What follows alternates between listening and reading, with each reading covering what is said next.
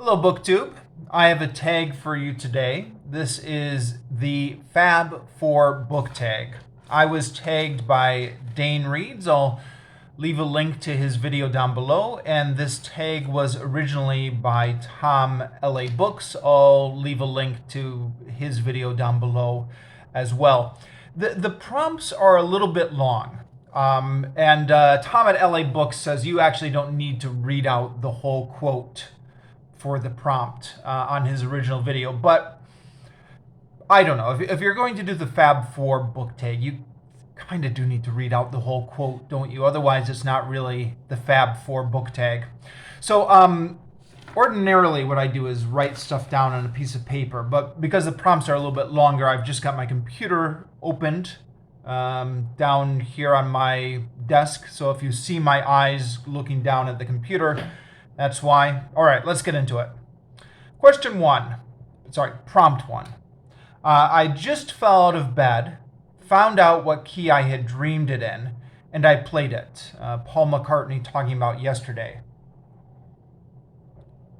A book that you dreamed about or that inspired one of your dreams. I had a hard time with this one. I'm sure I've dreamed about books, but who remembers their dreams? Also, I probably don't dream as much about books as I do about other stuff. This is an embarrassing admission to make on BookTube, but I'm not sure books occupy as much of my mental space as everything else, movies, songs, stuff like that. In fact, I'm sure that they do not. So I'm much more prone to dream about that other medium. That being said, I do have somewhat of an answer for this. I've had a recurring dream for years now. I've been living abroad, teaching English in Asia for all of my adult life. And so getting access to books is always an issue out here. I've had this reoccurring dream where I go into a big bookstore and I realize that they have a substantial English section.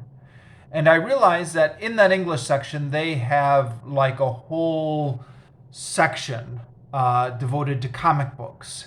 And I'm looking through them and I think, okay, this is really cool that there are all these comic books here. Should I spend money on it? Should I not? And, because these are dreams, there's always some sort of weird conflict in dreams where, the store is like 5 seconds away from closing, or I'm with a friend who wants to go and I still want to look at the books, or I don't have any money on me, but I really want to buy all the comic books in the store, or something like that. But some sort of reoccurring dream, or a reoccurring dream around some sort of motif about finding a lot of comic books for sale out here in Asia. American superhero comic books. Obviously, manga and stuff like that is very prominent, but American superhero comic books in English. The weird thing about this dream, so I loved superhero comics when I was younger. 9th or 10th grade, I think, was when I was really into it. And then I grew out of it, and I still have some nostalgia for it, but I've found as an adult that whenever I do get my hands on a graphic novel collection,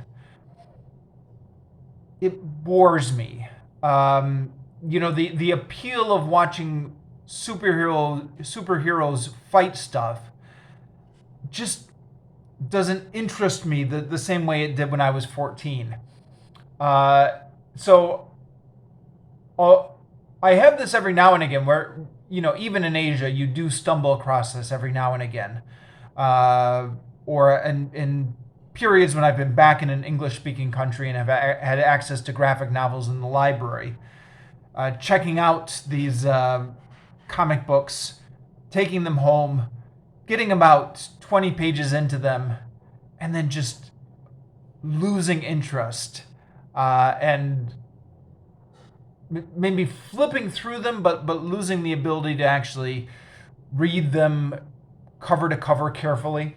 So like that's odd. On the one hand, I know I've totally outgrown them, and I know that they no longer hold the same appeal to me that they did when I was 14.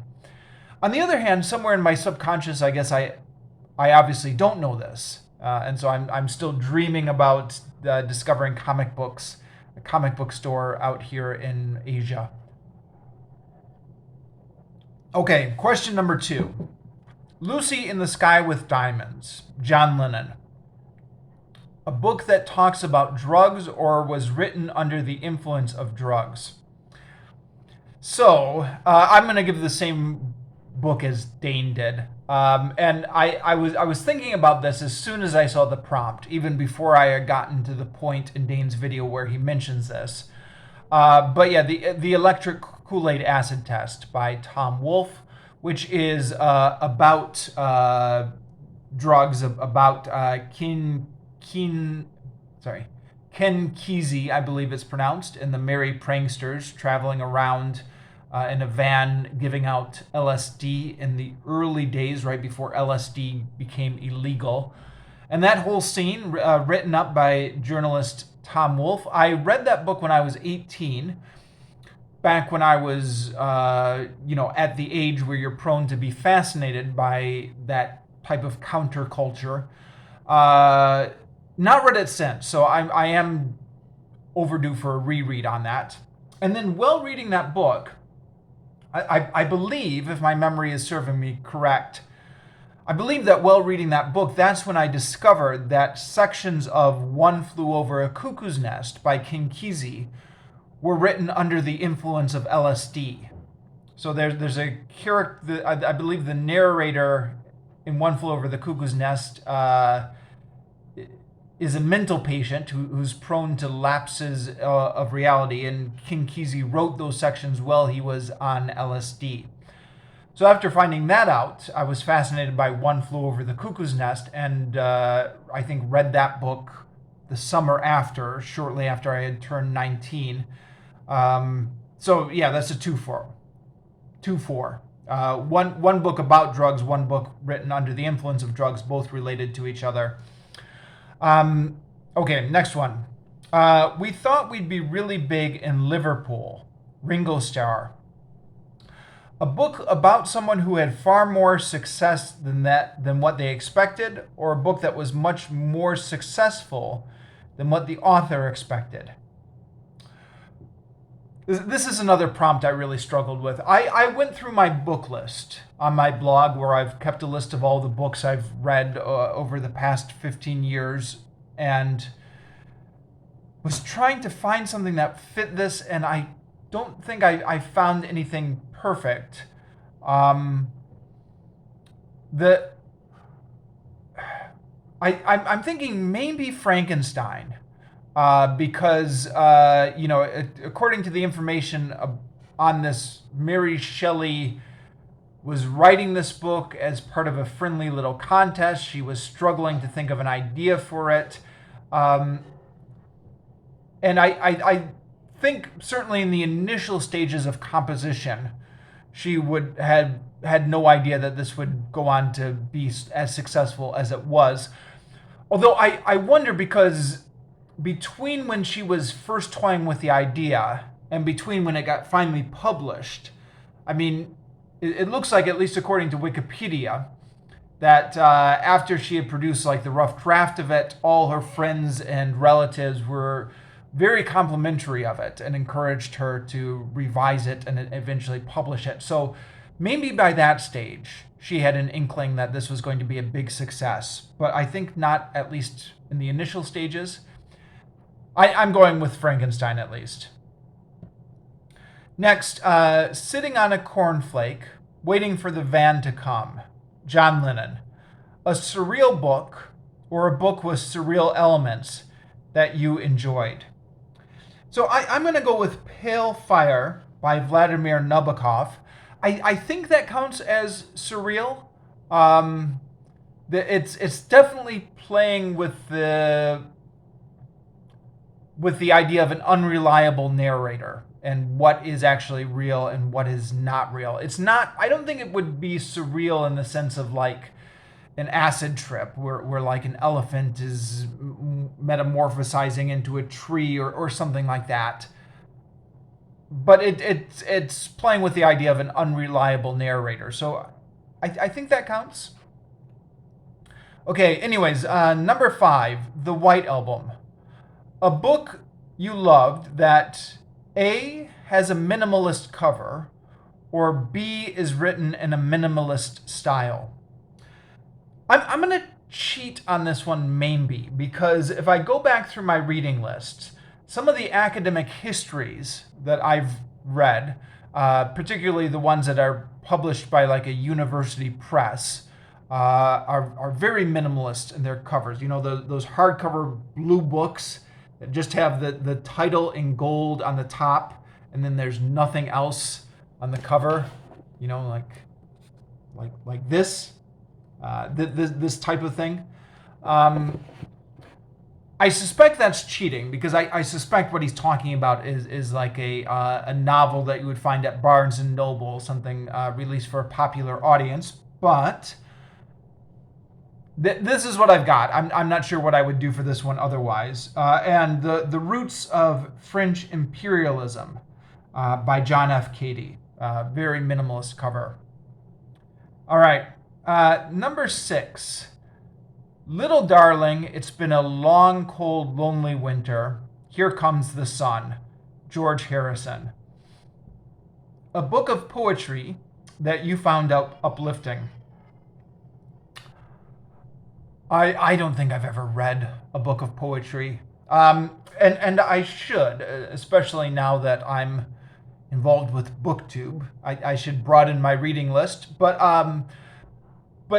it's not been something that's interested me historically. The only, I mean, I read it in high school English when you had to, not a whole book, but selections. Read some poetry in college, again, not a whole book, but selections. The only time I can remember ever having bought a book of poetry and sitting down and trying to read it was, again, I think when I was 18 or 19. And I was big into the counterculture. This was when I was reading King Kesey and the Electric Kool-Aid Acid Test. And I got a book of Allen Ginsberg's poems. I forget exactly. Either it was Howl, or it was like the complete Allen Ginsberg, or it was Allen Ginsberg's greatest poems, or something like that. It was some sort of collection of Allen Ginsberg's poems. But I don't know if you would call those uplifting. So pass, I guess. And you know, for that matter, I'm not even entirely sure I finished the whole collection. Again, this is from way back, so the memory fades a little bit. But I think I definitely started it. I think I definitely flipped around and read selections. I definitely read Howl and some of the other famous ones. But I'm not sure I finished it. Okay, next one.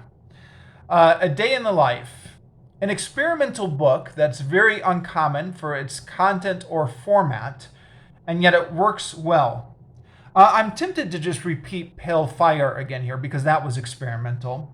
But I think I'm going to go with The Werewolf of Paris by Guy Endore. Now, this isn't really experimental in the sense of avant-garde, but it is an interesting combination of historical fiction with horror, where he is taking a well-known historical event, moderately well-known historical event, the Paris Commune, and he is guiding the reader through the large events of the Paris Commune, but interspersed with that is a horror story about werewolves. So yeah, I'm going to go with that. All right, number 8. Over half of Americans who are 45 and older attribute the Beatles' split to Yoko Ono. That's the quote. Here's the prompt. A book about a woman, or if you can't think of one, a man, who is unjustly blamed or accused of something. So this is another one where I had trouble with this, and I have the feeling that there's something obvious I'm overlooking. Probably something obvious that I'm overlooking even within my own book list, and that I'm going to hit publish on this video, and then immediately I'm going to think of it. But I can't, for the moment, I can't think of a book about a woman unjustly accused of something. So I'm going to go with a man, and this is The Brothers Karamazov. So I don't want to spoil the plot, but the second half of the book deals with somebody unjustly being accused of something. I think that's all you can say without spoiling the twist that comes in the middle of the book. Although, like almost all classic books, it's really almost impossible to go into this book unspoiled. I mean, in my edition, the back cover of the book gave away the twist in the middle, but I try. I'm going to do my best not to spoil it. Number 9, limitless undying love, which shines around me like a million suns and calls me on and on across the universe. John Lennon. A book that opened your mind and made you think of the universe in a new way, either physically or spiritually. Well, the universe is a big thing, but something that made me rethink the way I look at human psychology, certainly, is a book I just finished off within the past year, The Moral Animal by Robert Wright. Now, if you listen to my review or read my review of that, it's a book I actually started years ago with a book club and then didn't finish, and then came back and finished just within the last year. But even though that book sat half read on my shelf for a few years, over the past few years, just the influence of that book has changed a lot of how I looked at human psychology. And evolutionary psychology has its critics, so I'm not even entirely sure that the book is right. But in terms of how I look at my own psychology, I've largely given myself over to that book. So whenever I find myself doing something irrational, like worrying about how many views my videos are getting on YouTube, or worrying about my status, or worrying about what people think of me, or any of that irrational stuff, I immediately think to myself, okay, why am I doing this? How has evolution engineered me to do this within my tribal group? What is irrational about this behavior? It's definitely had I think a positive impact. Well, it's I don't know if it's positive or negative. That's a whole nother discussion. Right. Moving on. Next question. Number 10. Mother Mary comes to me, speaking words of wisdom, let it be. Paul McCartney. A book that you found very powerful and moving, despite its apparent simplicity. This is another one I struggled with. Partly, I think the reason I struggled with this is because I didn't actually start keeping track of the books I read and blogging about them until I think I was 27. And I think this is true for a lot of people, at least it's true for me.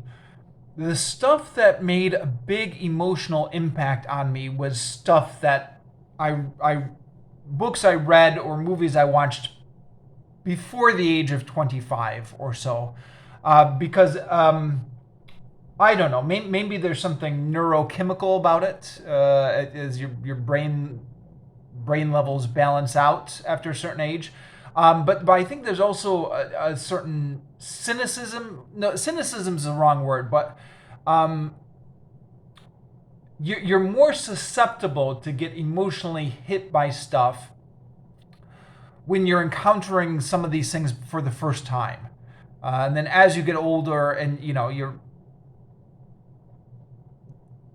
when you read tragedies at an older age, it makes less of an impact on you because you've read several tragedies already in your life before you got to that point, huh? So I find as I get older, books make less of an emotional impact on me. So that's issue number one. Issue number two is to the extent that books have made an emotional impact on me, I'm not sure I can say it's simplicity. So I went back through my book list and I looked at the books where I got a little bit emotional reading them. For the Again, the Brothers Karamazov is one that comes to mind. There were a few tear-jerking scenes in that book. But I wouldn't say it's simplicity. I'd say that Dostoevsky was working very hard in his prose to create that emotional scene there. That I think that was true of all the books on my list where I was that had some sort of an emotional reaction. I was looking at them. So then I thought, okay, well, go back to books that you read when you were younger and see if you can remember any of those that had a big emotional impact on you. And this is probably the type of thing where I'm going to need a day or two to think about it, and then I'm going to remember something. Once again, the stuff that had a big emotional impact on me was stuff that I wouldn't say it was simplicity. I'd say that they were working hard to pull off that emotional impact. So I don't know. The one thing I thought might kind of work for this was Ferdinand the Bull. Who is that by again? The classic children's story about the bull who won't fight, which is the story of Ferdinand is the title by Monroe Leaf. If you look this book up on Wikipedia or something, it's got an interesting history which I never realized as a kid. It came out in 1936 or 1935, or 1936 is the publication date. In Spanish, I guess it was originally published in Spanish and then translated into English later, right during the Spanish Civil War. And so, it was condemned by both sides, it was seen by many supporters of Francisco Franco as a pacifist book. It was banned in many countries, including Spain, where it remained banned until Franco's death. In Nazi Germany, Adolf Hitler ordered the book burned as degenerate democratic propaganda. It was the only American children's book available for sale in Stalinist-era Poland.